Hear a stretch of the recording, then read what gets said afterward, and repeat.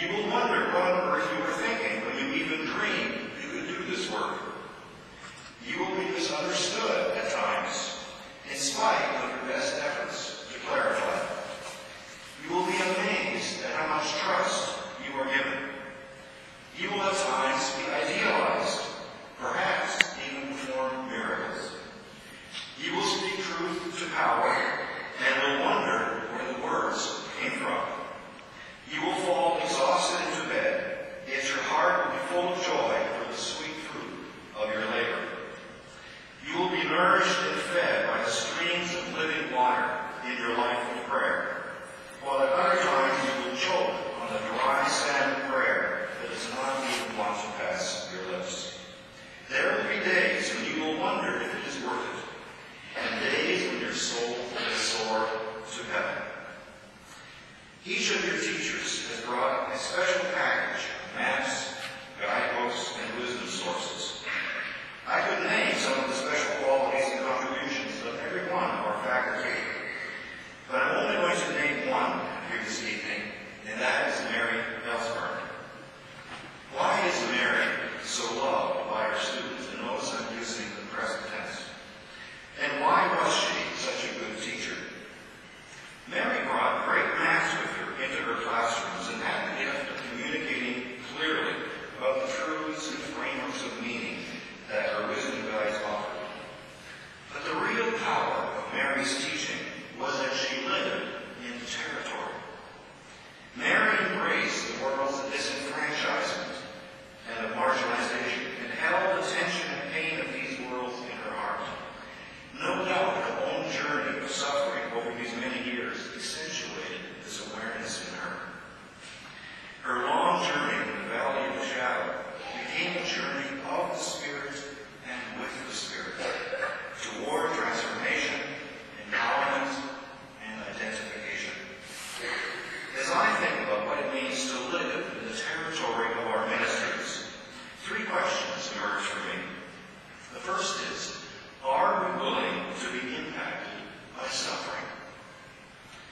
Our suffering, as well as that of others. Can we enter experientially into the existential dilemmas we face in ourselves and in others? Or will we try to observe them from a safe vantage point of our maps? Being willing to be moved is at the heart of any effective ministry. Secondly, can and will we continue to be transformed? Being willing to be transformed is the only sure way to stay grounded in humility. Without such humility, our egos get in the way and undercut the action of the sacred in our world. Thirdly, can we trust that it is the Spirit at work in our and others' lives, even and especially when our understanding and energies alter? Can we trust the sacred gift of leniency?